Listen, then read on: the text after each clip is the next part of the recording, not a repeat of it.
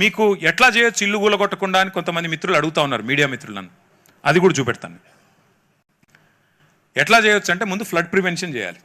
First వరద నీరు రాకుండా చేయాలి. వరద నీరు రాకుండా చేయాలంటే ఏం చేయాలి? ముందు మున్సిపల్ మంత్రికి సోయి ఉండాలి. ఎస్ఎన్డిపి అనేది మొత్తం మేము ఆనాడు ఫస్ట్ ఫేజ్లో 1000 కోట్లతో పెడితే, రెండవ ఫేజ్ 5000 కోట్లతో ప్రతిపాదిస్తే, రేవంత్ రెడ్డి గారు రాగానే చేసిన మొట్టమొదటి పని ఏందో తెలుసా? ఆ 5000 కోట్ల వర్కులు క్యాన్సిల్ చేసిండు. ఫస్ట్ పని వరద నీటి నివారణ కోసం ఫస్ట్ ఫేజ్ మేము పూర్తి చేసి 1000 కోట్లతో ఎట్లయితే అది కనబడుతుంది చూడండి కాలువ, ఎస్ఎన్డిపి కాలువ, అట్లా మేము పూర్తి చేసి 1000 కోట్లతో 60 పనులు పూర్తి చేస్తే హైదరాబాద్ నగరంలో రెండవ ఫేజ్లో 5000 కోట్లు పెడితే రేవంత్ రెడ్డి ప్రభుత్వం రాగానే మొత్తం రద్దు చేశాడు. హైదరాబాద్లో ముందు వరదను తప్పించాలి అని మేము ప్రయత్నం చేస్తే దాన్ని రద్దు. మేము చేసిన పని వల్ల ఏం లాభం జరిగిందో ఒకసారి చూపెట్టే ప్రయత్నం చేస్తాను నేను. ఇక చూడండి, కట్టక ముందు ఎట్లుండే, కట్టినాక ఎట్లయింది. ఆ పక్కన చూడండి, మల్లారెడ్డి రంగారెడ్డి నగర్లో వర్షం పడితే మునుకుండేది. తర్వాత ఎస్ఎన్డిపి కట్టిన తర్వాత నీరు కిందికి సాఫీగా పోవడానికి ఏర్పాటు చేయడం జరిగింది. ఎందుకు చెప్తున్నా అంటే, మూసీలో ఫస్ట్ చేయాల్సిన పని ట్రీటెడ్ వాటర్ ముందు వచ్చేటట్టు చూసుకోవడం, రెండోది వరద నష్టం లేకుండా అన్ని నాళాలను కూడా అవసరమైతే నీట్గా చేసుకోవడం, ఎస్ఎన్డిపిని కంటిన్యూ చేయడం. ఆ తర్వాత మీరు మంచిగా గోదావరి నీళ్లు తెచ్చి హిమాయత్ సాగర్లో, ఉస్మాన్ సాగర్లో నింపి గేట్లు ఎత్తి చెక్ డ్యాములు కట్టి నీళ్లు జీవనదిలాగా మూసీని చూపెట్టడం. దాంతోపాటు ఇవన్నీ కూడా అవే ఎస్ఎన్డిపి ప్రాజెక్ట్స్. చూడండి, ఆ రోజు పేపర్లు రాసిన వార్తలు ఎట్లా ఎస్ఎన్డిపి వల్ల కొన్ని కాలనీలకు ముంపు తప్పింది చూపెడతాను మీకు. ఇగో 14 ప్రాంతాలకు వరద నుంచి విముక్తి ఈనాడులో. ఇగో హిందూ అనే paper, SNDP covered areas largely free from flooding this season. అంటే ఎస్ఎన్డిపి తీసుకోవడం వల్ల ఏ రకంగా వరద ముప్పు తప్పింది అని చెప్పి పేపర్లు రాసిన వార్తలు ఆ రోజుల్లో. ఇవన్నీ కూడా ఎక్కడెక్కడ చేశాము పనులు కూడా అవన్నీ లిస్ట్ ఉంది చూడండి అక్కడ, నమస్తే తెలంగాణ పేపర్లో మొత్తం ఏ నియోజకవర్గంలో ఎన్నెన్ని చేసినాం. ఇక్కడ పర్టికులర్గా మీకు నేను 420 ఇళ్లల్లో ఒక్క ఇల్లు పోకుండా దాన్ని వైడెన్ చేసి చూపెట్టిన ఘనత కేసీఆర్ గారి ప్రభుత్వాన్ని ముషీరాబాద్లో. నేను చెప్పింది తప్పైతే నేను ఏ శిక్షకైనా సిద్ధం. కావాలంటే రేవంత్ రెడ్డి గారు ఇలా ఆయనే మున్సిపల్ మంత్రి, కావాలంటే పోయి చూసుకోవచ్చు. ఒక్క ఇల్లు కూల్చకుండా కేసీఆర్ గారి ప్రభుత్వం చేసినప్పుడు మీరెందుకు చేయలేరు అన్నది ప్రశ్న. ఇంకొక పని కూడా మేము ఆ రోజు డిజైన్లోనే చూపెట్టాం. ఫ్లడ్ కంట్రోల్ అంటే ఎట్లా చేయొచ్చు, ఎట్లా బిల్డింగ్ల మీద నుంచి కూడా నీళ్లను కిందికి జారే విధంగా ముందే ప్లంబింగ్తో సహా అన్ని డిజైన్ చేసి అండర్ గ్రౌండ్ ఎట్లా తీసుకొని పోవచ్చు, కమర్షియల్ బిల్డింగ్ అయితే ఎట్లా, రెసిడెన్షియల్ అయితే ఎట్లా, ఫ్లడ్ కంట్రోల్, ఫ్లడ్ మేనేజ్మెంట్ కోసం కూడా డిజైన్స్ అన్నీ ఇప్పుడు ప్రభుత్వం దగ్గర ఉన్నాయి.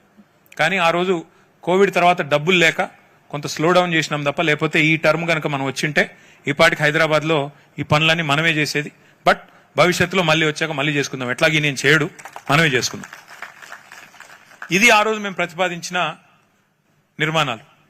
ఎవ్వరికి డిస్టర్బెన్స్ లేకుండా నీట్గా ప్రజలకు ఆహ్లాదం ఉండేటట్టు, అట్లాగే పక్కనే మనకి అవసరమైతే ఆ కొల్లూరు నుంచి నార్సింగ్ దాకా ఎట్లయితే సైక్లింగ్ ట్రాక్స్ కూడా కట్టామో, ఎక్కడ జాగా ఉంటే ప్రభుత్వ భూమి ఉంటే అక్కడ అట్లా చేయాలి అని ప్రతిపాదించాము. ప్రతిపాదించడమే కాకుండా చేసి చూపెట్టాం. మీరు చూడండి, ఆ పైన చేసి చూపెట్టింది, పైన మీరు చూస్తున్నది చేసి చూపెట్టింది, కిందనేమో ప్రతిపాదించిన బొమ్మ. ఇవేవి ఏఐ జనరేటెడ్ కాదు. నేను రేవంత్ రెడ్డి గారు చూపెట్టిన అన్ని ఆర్టిఫిషియల్ ఇంటెలిజెన్స్ జనరేటెడ్ ఇమేజెస్ తప్ప, మళ్ళీ అందులో కొన్ని కేసీఆర్ గారు ప్రభుత్వం చేసిన బొమ్మలు అవి కూడా చూపెడతాను మీకు. అవి వాడుకున్నారు తప్ప ఏమీ లేదు. ఇది ఇక్కడ ఒక్క మాట నేను చూపెట్టాలి. మంచిరేవుల నుంచి కింది దాకా మనం మూసీ మీదుగానే ఎక్స్ప్రెస్ వే ప్రతిపాదించినాం 8,900 కోట్ల రూపాయలతో. ఏం లాభం దీనివల్ల? మీరు చుట్టూ తిరిగిపోయే అవసరం లేకుండా, ఇమ్లీబన్లో బస్ ఎక్కితే ఒకవేళ మీరు మళ్ళీ స్ట్రైట్గా ఊరంతా తిరిగి కిషన్ బాగ్ నుంచి కిందికి మహబూబ్ నగర్ పోయే అవసరం లేకుండా, కర్నూలు పోయే అవసరం లేకుండా ఆ బ్రిడ్జ్ ఎక్కి ఓఆర్ఆర్ ఎక్కి కిందికి స్ట్రైట్గా వెళ్ళిపోయేటట్టు డిజైన్ చేయడం జరిగింది. తద్వారా ఏం లాభం అంటే, ఈ మూసీ పరివాహక ప్రాంతంలో ఉండే ప్రజలకు కూడా కోర్ సిటీలోకి పోవాలన్నా, బయటికి పోవాలన్నా, ఇటు పోవాలన్నా ఇబ్బంది లేకుండా మనం ప్రతిపాదించిన బ్రిడ్జ్లు కూడా మీకు కనబడతా ఉన్నాయి. 15 బ్రిడ్జెస్ ఈ మొత్తం మూసీ మీద, ఇవన్నీ కూడా డిజైన్ చేసినాం. ఇక్కడ మీరు 15 బ్రిడ్జ్లు కూడా మూసీకి కొత్త వన్నెలు పేరిట ఆ రోజు సాక్షి పేపర్ రాసింది. 15 బ్రిడ్జ్లు ఎక్కడెక్కడ కట్టాము, ఎక్కడెక్కడ ప్రతిపాదించాము, వాటికి మేమే శంకుస్థాపనలు కూడా చేశాము. మొత్తం డీటెయిల్స్ 545 కోట్ల రూపాయలతో బ్రిడ్జ్ కింద చెక్ డ్యామ్. తద్వారా నీళ్ళు ఆపాలి, వాటిని మరి రేపటి రోజున ఎట్లా వినియోగించాలి. ఒకటి గమనించండి, ఆ పైన ఎక్కడైతే జాగా ఉందో మీరు గమనించండి, ఇక్కడ చాలా ఇంపార్టెంట్ ఇది. ఎక్కడైతే జాగా ఉందో, ఎక్కడైతే ప్రభుత్వానికి రోడ్డు పక్కకు వెసులుబాటు ఉందో, ఇక్కడ గ్రీన్ లా కనబడుతుందిగా గ్రీన్ లైన్, అక్కడ 2 దిక్కుల చెరువు 2 దిక్కుల మనం రోడ్డు డిజైన్ చేశాం. ఎక్కడైతే జాగా లేదో ఆ రెడ్ లైన్ కనబడుతుంది కదా, అందులో మూసి మధ్యలోకి తీసుకొని పోయినాం తప్ప ఒక్క ఇల్లు కూలగొట్టకుండా చేయాలి అనే అట్లా డిజైన్ చేశాం. మళ్ళీ కిందికి పోతే ఊరు దాటిన తర్వాత మీకు జాగా ఉంది, అందుకే మళ్ళీ అక్కడ కింద మళ్ళీ గ్రీన్ కనబడుతుంది మీకు, అంటే తీరంలో కట్టుకోవడానికి రోడ్డు. మధ్యలో మాత్రం ఎట్లా డిజైన్ చేశామంటే ఆ మధ్యలో ప్రాంతం ఎర్రదంతా కనబడేది, ఎక్కడ కూడా డిస్టర్బెన్స్ లేకుండా, ఎవరికి ఇబ్బంది లేకుండా, ఒక్క ఇల్లు కూల్చకుండా చేయాలి అని కేసీఆర్ గారు ఏదైతే చెప్పారో దానికి అనుగుణంగానే ఆ రోజు మేము డిజైన్ చేయడం జరిగింది. దాని ఇక నమూనాలు కూడా మీకు చూపెడతాయి. మూసి మధ్యలోకి వెళ్ళి తీసుకుపోయినాం డిజైన్. ఎందుకు? మీకు పక్కన ఎవరిది కూలగొట్టద్దు, మిమ్మల్ని డిస్టర్బ్ చేయొద్దు. అందుకే ఆ రోజు డిజైన్ నమూనా ఇది ప్రభుత్వంలోనే ఉంది, ఇది నాది కాదు. ప్రభుత్వంలో రేవంత్ రెడ్డి దగ్గర ఉంటుంది. మధ్యలోకి వెళ్ళి తీసుకుపోయినాం. ఇక ఇది కరెక్ట్గా అది హైకోర్టు ముంగట ఇట్లా ఎక్కడెక్కడ అవకాశం ఉంది అంటే వాటికి అప్ అండ్ డౌన్ ర్యాంప్స్. ఆ మధ్యలో ఎక్స్ప్రెస్ వే ఉంటుంది, దాని పక్కన ఎక్కడెక్కడ దిగాలి, ఒకవేళ అంబర్పేట పోవాలంటే మధ్యలో ఒక ర్యాంప్, అట్లాగే ఓల్డ్ సిటీకి మలక్పేట దిగి పోవాలంటే ఒక ర్యాంప్, అట్లా ఇచ్చి మొత్తానికి 57 కిలోమీటర్ల స్కైవే కూడా ఆ రోజు ఈ ప్రతిపాదన 16,000 కోట్లలోనే ఆ 57 కిలోమీటర్ల స్కైవే ప్రతిపాదన కూడా అందులోనే ఉంది. దాంతో పాటు మధ్యలో బ్రిడ్జెస్ అన్నిటి మీద కూడా మనం టూరిజం స్పాట్స్ గా, కల్చరల్ సెంటర్స్ గా డిజైన్ చేసి చాలా వినూత్నమైన మోడల్స్ తో వాటిని కూడా ఆ రోజు మొత్తం డిజైన్ చేయించి ప్రభుత్వంలో ఉన్నాయి. ఇవన్నీ కూడా ఇది మనం చేసింది నాగోల్లో. ఇందాక నేను చెప్పింది ఇదే. నాగోల్లో 6 కోట్ల రూపాయలతో చేసిన సుందరీకరణలో ఒక భాగం ఇది. ఇప్పుడు వీళ్ళు మెయింటెనెన్స్ లేక ఇట్లా అయిపోయింది. అది వీళ్ళు వచ్చినాక 2.5 ఏళ్లలో దాన్ని నాశనం చేస్తే అక్కడ మొత్తం పెచ్చులు లేసిపోయి అట్లా అయింది. కానీ మొత్తం సుందరీకరించి పెట్టింది ఆ రోజు కేసీఆర్ గారి ప్రభుత్వం. ఇవన్నీ కూడా ఆ రోజు సుందరీకరణలో భాగంగా 5.5 కిలోమీటర్ల పరిధిలో వాక్వేలు, ఓపెన్ జిమ్లు, ల్యాండ్స్కేపింగ్లు, గ్రీనరీ, ఇవన్నీ కూడా మీరు చూడండి, ఒక సైక్లింగ్, వాకింగ్ ట్రాక్స్, ఇవన్నీ కూడా ఆ రోజు కేసీఆర్ గారి ప్రభుత్వం చేసింది. అందుకే మేము అంటున్నాం, ఇవాళ ప్రజలు కోరుకుంటున్నది, మేము డిమాండ్ చేస్తున్నది కూడా డెవలప్మెంట్ మోడల్ కోరుతున్నాం. మీరేమో డిస్ట్రక్షన్ మోడల్ తీసుకొచ్చి, బుల్డోజర్ మోడల్ తీసుకొచ్చి కూలగొడతాం, ఏదైతే అది చేస్తామంటే దాన్ని మాత్రం ఖచ్చితంగా వ్యతిరేకించి తీరుతామని చెప్పి కూడా రేవంత్ రెడ్డి గారికి నేను విజ్ఞప్తి చేస్తా ఉన్నా. ఇక్కడ జస్ట్ మీకు కంపారిజన్ కోసం చెప్తా ఉన్నా. ఆ రోజు కేసీఆర్ గారు ఆయన ప్రభుత్వం డిజైన్ చేసిందేమో 16,000 కోట్లకి, మీరేమో 1,50,000 కోట్లు అంటున్నారు. కేసీఆర్ గారు చేసిందేమో డిజైను మూసి పునరుజ్జీవం, మీరు చేసింది ఏంది? మూసి భూముల ఆక్రమణ పథకం కింద ఒక రియల్ ఎస్టేట్ ప్రాజెక్ట్ కింద దీని చుట్టూ ఉన్న భూములు ఎట్లా లాక్కోవాలి, ఎట్లా గుంజుకోవాలనే దాని మీద మీ ఆలోచన. ఆ రోజు ఒక డిజైన్ కాంపిటీషన్ చేసి 10 కోట్ల రూపాయల్లో మొత్తం 10 డిజైన్లు రెడీ చేసి పెట్టి గవర్నమెంట్లో ఉంది. మీరేం చేశారు? 160 కోట్ల రూపాయలు ఒక బ్లాక్ లిస్టెడ్ కంపెనీ, పాకిస్తాన్ లో కూడా black listed company, red corner notice ఉన్న కంపెనీ, ఆ కంపెనీకి 160 కోట్ల రూపాయలు ప్రజల సొమ్ము తగలబెట్టింది రేవంత్ రెడ్డి ప్రభుత్వం. మేమేమో ఒక్క ఇల్లు కూలగొట్టకుండా ప్లాన్ చేస్తే మీరు దగ్గర 1,00,000 ఇండ్లు ఒక రాజేంద్ర నగర్ కాన్స్టిట్యున్సీలోనే 10,000 ఇండ్లు కూలగొట్టడానికి, మొత్తం ఇక్కడి నుంచి అక్కడ దాకా 1,00,000 ఇండ్లు కూలగొట్టడానికి మీరు ప్లాన్ చేస్తున్నారు.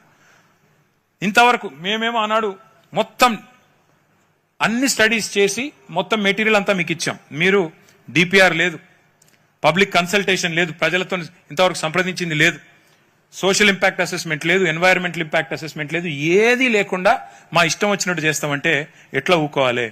చూడండి, మీరు విచిత్రమైన విషయం, నిన్న ఆయన మూసి వెబ్సైట్లో పెట్టిండు రేవంత్ రెడ్డి ప్రభుత్వం, మూసీని ఎట్లా చేస్తామని పెట్టిండు. ఆ పెట్టిన బొమ్మలు ఎక్కడో తెలుసా? మనం గతంలో చేసిన బొమ్మలే పెట్టిండు 6 కోట్ల రూపాయలతో. అందుకే అంటున్నాం, నకల్ మారనే కోబి అకల్ చాయి అంటారు కదా, గంత తెలివి నీళ్ళకు.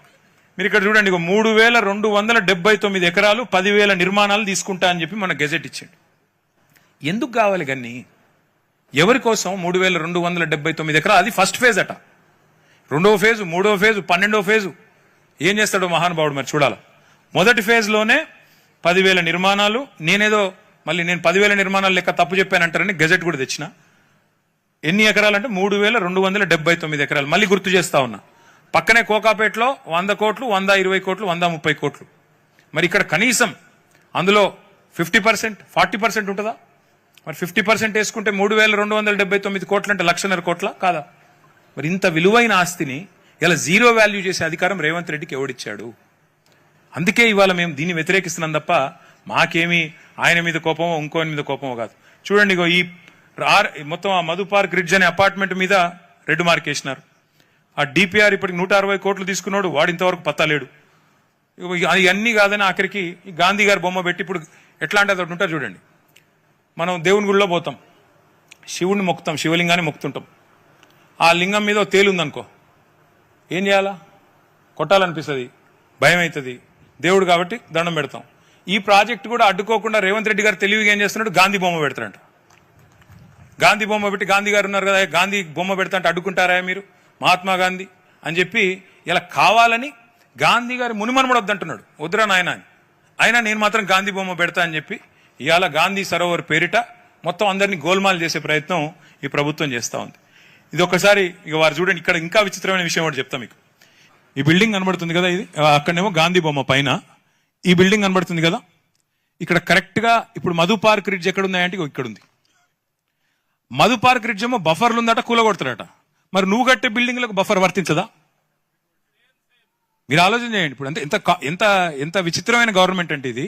ఉన్న బిల్డింగ్ కూలగొడతారట బఫర్ అని, కొత్త బిల్డింగ్లు కడతారంట అక్కడే. ఇది వాళ్ళ డిజైన్, నాది కాదు ఇది. నిన్న రేవంత్ రెడ్డి గారు ప్రజెంట్ చేసిన డిజైన్ ఇది.